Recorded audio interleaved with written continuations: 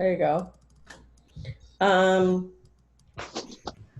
So that means you guys have to decide amongst yourselves, right? Who's going to talk about what paper? Okay. Yes, ma'am. Okay. All right. And it also, when you're reading a scientific paper, may require you to go and look up stuff, right? Or look at other papers.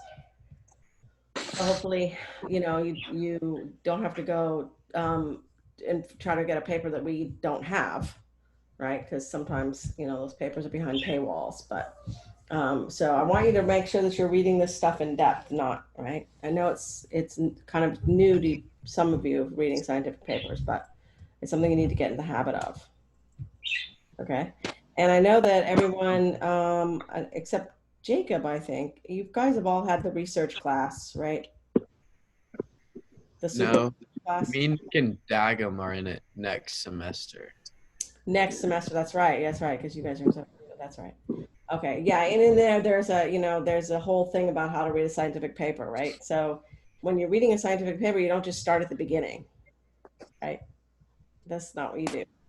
So a lot of people read the abstract first. I don't find it that useful to read the abstract first because the abstract is often a condensed version of stuff, and I don't feel like I know the paper well enough to understand the abstract. So I like to read the introduction, which often gives you background and context. So that is at the beginning, usually. Sometimes it's introduction, sometimes it's called background and significance. And then I look at results, and then I look at discussion. So there's the different sections of papers, right? The methods I don't read until I'm done really the results, or if I'm confused about how they got those results. In this case, that when you're reading these papers, you're probably gonna have to read the methods as well. So in general, like I don't necessarily read the methods unless I have a specific question about how they're doing something. But in these papers, you really should read the methods in detail because they're probably going to be telling you like all the details about how deep squeak works, right? Or how MUPET works. So it's a little different, but you don't have to read sort of sequentially. You can hop around in a paper, okay, which is often better than trying to read it line by line as you go through, right? Almost nobody reads a scientific paper that way.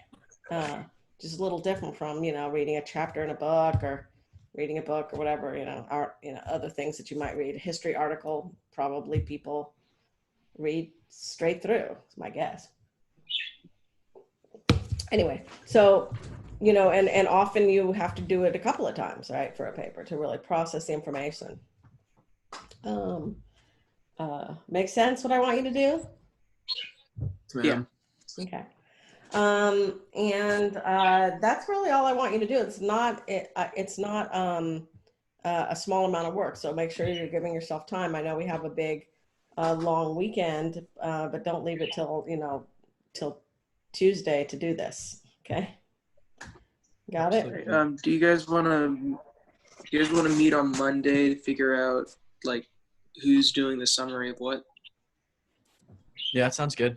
Yeah, so we're going to read them all, right? So you should be taking notes when you read, and right, so that when that Monday comes around and you have material you're going to use, and you might have to reread the paper that you're going to summarize, etc. Sounds good. Okay. All right. So if you have any questions, I don't know if we necessarily have to meet tomorrow, but because you guys are going to be doing what you're going to be doing. But if you have questions or anything, you can always text, right? Or email. Sounds good. Okay? Okay, thank you. All right, guys. See you later. Good job yesterday, by the way. It was very nice. Thank you. Thank you. Even though there's some technical difficulties, we made it through. All right. Okay. Yeah. Bye. All right, bye.